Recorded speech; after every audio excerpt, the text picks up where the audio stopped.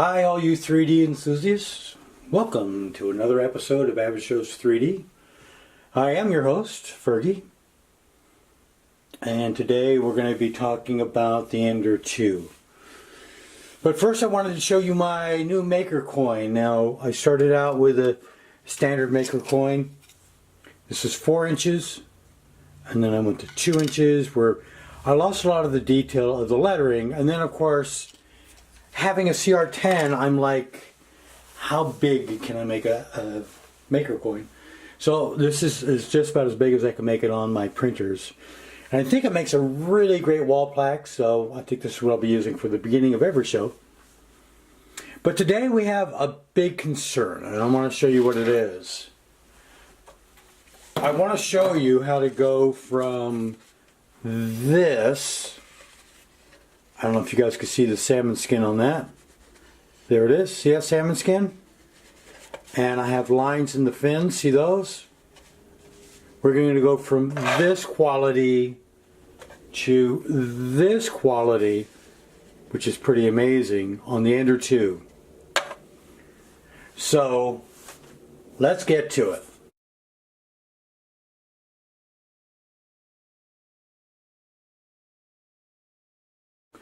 This is your standard issue Ender 2. I got it from Amazon. I have 2 of them and I've had them for about a year. And they work pretty great. This has some of the best layer adhesion I've seen in any of my printers. And I do have a CR10. I've got a JJ Aurora A5. But when this one lays down layers and you run your thumbnail over it, most of the time you can't even feel where the layers connect to each other. It's pretty incredible. That was last year. This year I'm getting completely different results. Let's take a look at the salmon skin on this. You can see the lines down here on the fin. You can see the sort of the salmon skin here. If I light it up a little bit, there we go. You can see the salmon skin along the layers. Pretty horrible. In the beginning I didn't even notice it, and then I posted a video with different size benchies, and a friend of mine, Neri, if you haven't been to his channel, definitely check him out. He has an amazing channel with some great prints, but he mentioned that my prints look horrible. I was horrified that he would say that, and I went back and looked at them myself, and I'm like, oh my gosh, he is totally right. My prints are not acceptable at all. I wonder what happened. And then I noticed the salmon skin everywhere. Look at that. Now I do have 2 Enders, so I took the other Ender. I used the same model. Now I want to let you know that this is not, what's that sort of focus on here? That's better. This is not my G-code. Neri on his channel, he does include all of the G-codes that he uses to test out his different printers. So in order to eliminate a problem with my slicing program, I used a direct download of his G-codes for all of my test prints to make sure it wasn't me in my computer. So this one has the salmon skin like you would expect. It has the lines and the fins that we saw before. And then at the top, take a look at that. It actually separated on top. The layers didn't stick. Now, normally, when you have this much salmon skin, you check. So you check your nozzle, and you check your hot end, and you check your extruder to make sure that they're nice and tight and nothing's loose. And I did all that, and then talking back and forth with him, we thought that TL smoothers might work. That it's probably a problem with the stepper drivers, and all he needed to do was get some diodes. I got the 8 diodes, not the 4, to try to smooth it out. So I went on Amazon, and I got some middle of the road TL smoothers. They're 8 diode smoothers. There we go. I've got 6 of them 3 for each one of the Ender 2s for the X, Y, and the Z. They come in these great packages. Don't remove them from the static proof packages until you're ready to use them. So the scary part is, of course, opening your Ender 2. It does get scary if there's not a lot of room in there. When this is going to go into place, you've got to be careful of the back where all the solder points are. So on each one of these, I've covered it in black tape to make sure that it didn't inadvertently touch anything else in here. You'll see that you have 2 connection ports, one here and one here. And they go to your X, Y, and your Z. Now as you look at this, okay, you have 2 sides. You have this side, which is your stops, your end stops. And you have this side, which is your extruder, your X, your Y, your Z. And they do have a yellow tab on each one so that you can tell the difference between them and put them in the right spot. Now it's just as simple as pulling one out, a little wiggle and a pull, pushing it onto here, wrong way, there we go, and then taking this cable and pushing it down into there. So the great thing about the one that I got is there's no soldering, there's really no electronic knowledge that you need. You can easily just plug and play these babies, but you are going to have 3 of them, and make sure you get the 8 diode, not the 4 diode. So that's what I did to resolve the issue, I thought. And then I went and I printed it out, and it looked just like this. Zoom in a little bit. Oh look, more salmon skin. So I spent all this money, about $36 on smoothers. I put them in place, I fired it up, everything worked great except for more salmon skin. I didn't know what to do. It's not one printer, it's 2 printers that are doing the same thing. I don't know what the common problem is between the 2 of them. So I did what most people do in electronics. I went back to the basics. Is my go-to. So I decided to just check the belts. Now this one is a little bit loose.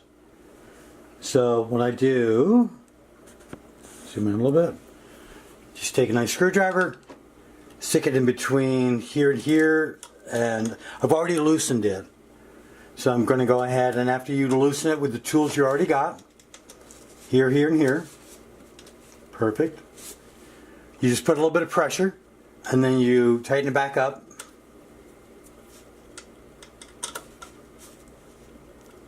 And that should take care of the Y that was giving me a problem. So that's in place. That moves nice and smooth, which is good. And this, zoom in a little bit, that is now nice and tight. Now that's the Y-axis. I want to take care of the X-axis as well. So let's go say hi to Mr. X-axis. He's way up here. And he has a couple adjustment bolts as well. So his is on the back here. There we go.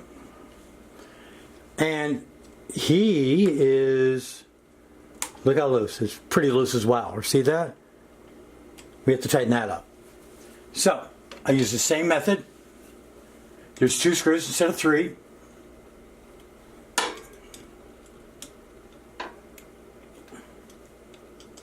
You don't have to loosen them up all the way. Remember, you have T-nuts behind these, so if you loosen them up too much, the T-nuts could twist, and then you'll have a hard problem putting it back together. Alright. So let's put that like that. And then tighten it up.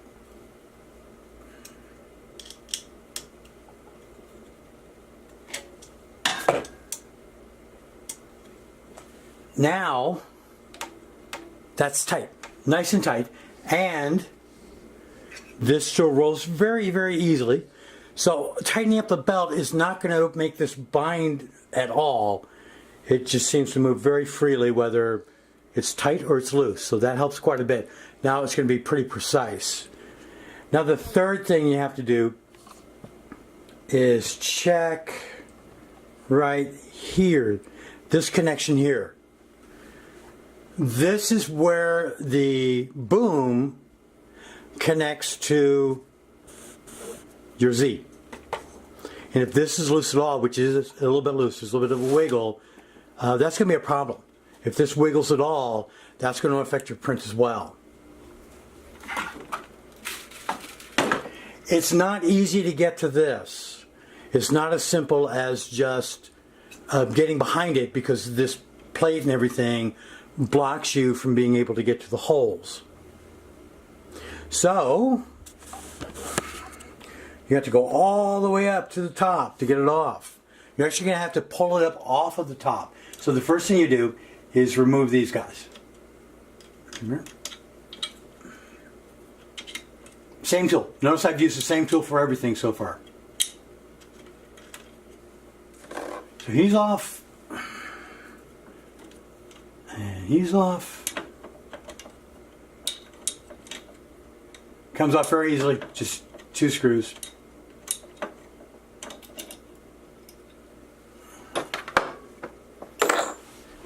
So now you're going to have to get this up through here, but it's on the threaded rod. So you're going to have to go down to the motor connection here for the threaded rod, and you're going to have to twist it.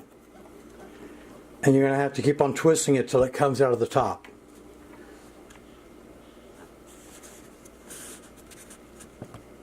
There we go. So let me do that.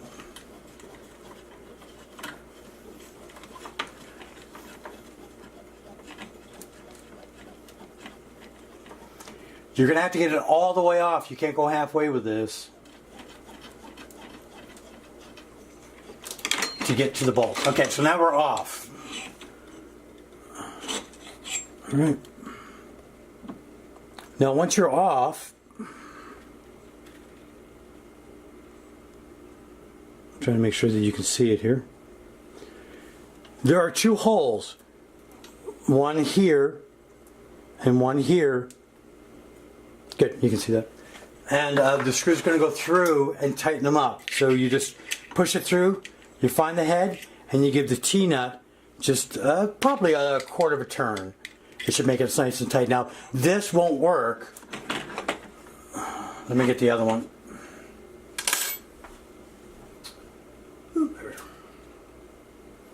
It actually takes a smaller one. Let me see if I can bring it down the build plate here, make it easier for you to see. There we go. Okay, so this slides in here like this, and twists like that, and then we go in here like this and twist like that, and now it's tightened.